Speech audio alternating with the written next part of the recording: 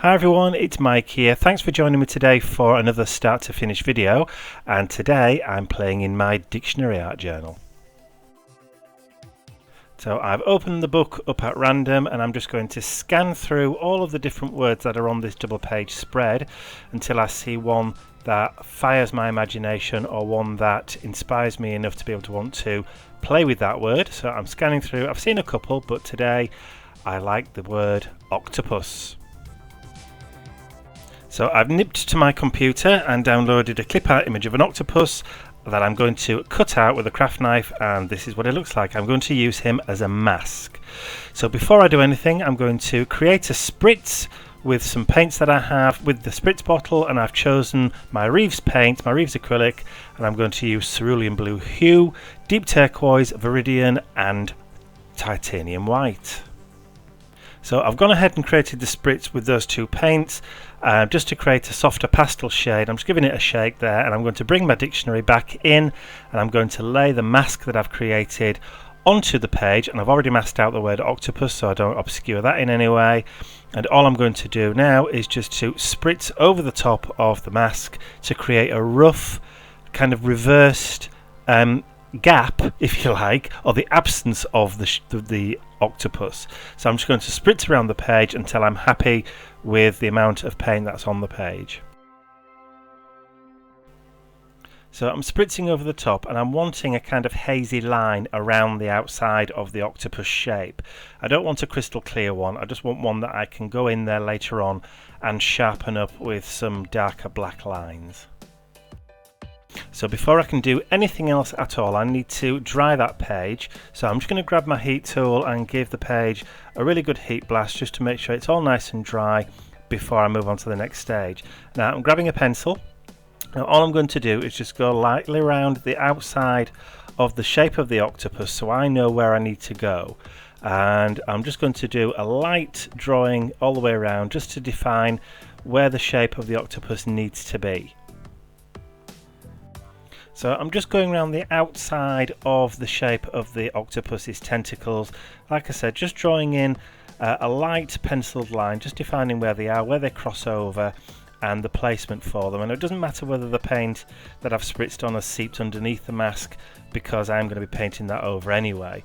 And it's at this point, as I'm drawing the legs in and I'm trying to see where they cross over and where they're curling and where they actually are on the page, I didn't actually realise what I was doing. So the eagle-eyed of you will notice that my octopus ends up being very special indeed, but I'll see if you spot it at the end.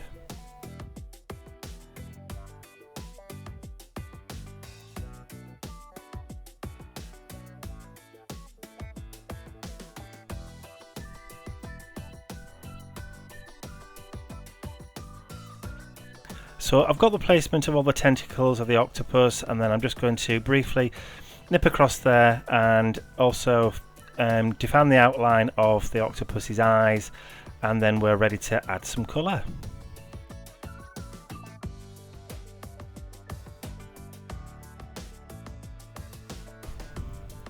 Right, so now that we have a defining line for our octopus, I'm just going to bring in a Neo Colour 2 orange crayon, and I'm just going to lightly colour through the octopus shape and then bring in my water brush and activate that colour just to give it a base coat.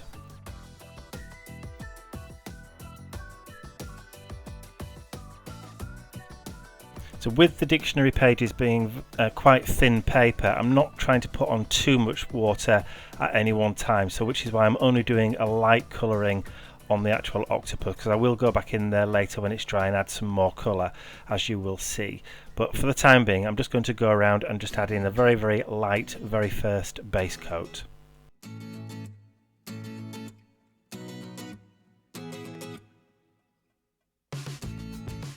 Okay, so I'm happy with the colour rendition there, and I'm just pointing out that I have covered over the word octopus with a little mask using a post-it note, and then I'm just going to use the same spritzer that I used originally, and I'm just going to spray that across the page so that it all kind of brings it together. It's a bit more cohesive if the colours go from one page to the next. So, and now I'm going to create another spritzer using the deep turquoise, There you go, as if by magic. And I'm going to use a stencil, which is the halftone dot stencil from That Special Touch, and I'm just going to spritz the deep turquoise around the page using the stencil. And I'm not, in some cases, not even touching the stencil to the page itself. So I'm just going to give that a blast with a heat tool just to make sure that it's all nice and dry before I come in with my third colour, which is going to be the Viridian. There you go. And I'm going to use a new stencil from Indigo Blue, which is called Laurel Leaves, but in this case I'm going to use it because I think it looks like seaweed. So there you go. I'm going to use this for seaweed, and I'm going to use a blending foam to apply the paint through the stencil.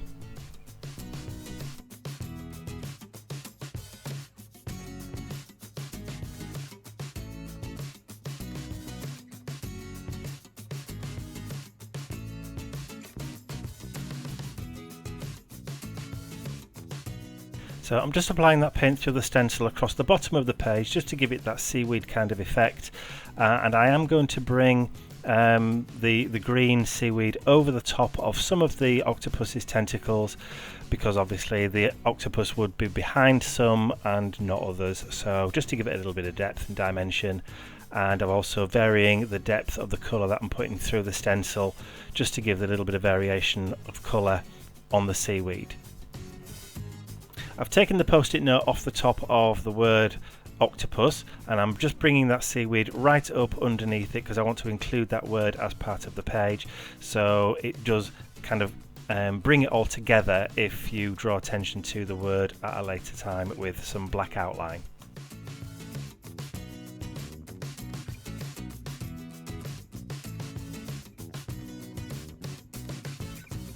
So I've left that to dry, had a little spot of lunch, and come back, and I'm bringing out the titanium white, and I'm just going to get a fine detail brush, and I'm just going to paint in the white of the octopus's eyes. And then once I'm happy I've got a decent amount of paint on there and they're white enough, I'm going to add some water to the remaining white paint, and I'm going to grab my fan brush and I'm going to create some splatters across the page using the remaining white. So I'm just going to use my hand as a mask just to cover over the majority of it, but I'm not bothered if some of the white splatters actually go on the octopus itself. So having a little tidy up, and then we'll have a little quick close up so you can have a look at the splatters, and then I'm going to grab the heat tool and then just dry it all off so it's all nicely dry, ready for me to put the final touches.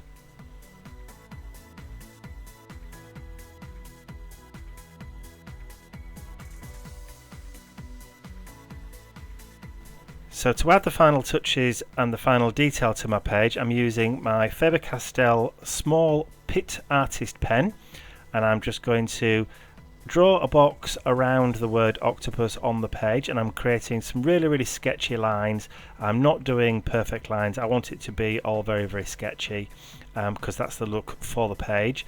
And then I'm going to again go around the outside of the shape of the octopus, drawing in the eyes there, as you can see, with very sketchy lines, not being too careful, going in and outside, just to give it that kind of doodled look.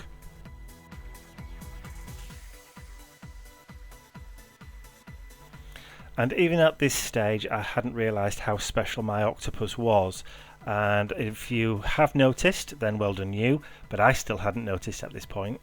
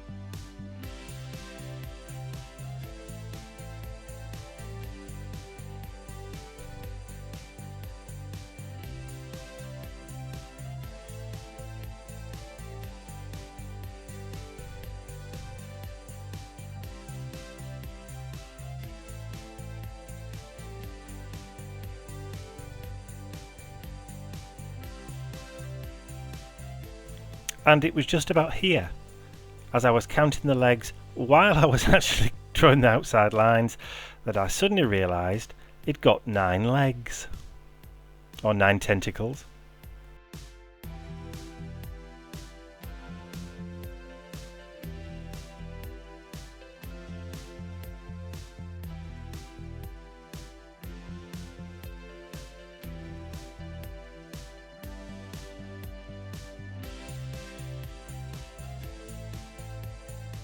So I'm just putting the finishing touches to the sketchy lines around the octopus there, and we'll have one final quick look at him close up before I add in my date and signature on the bottom right hand corner.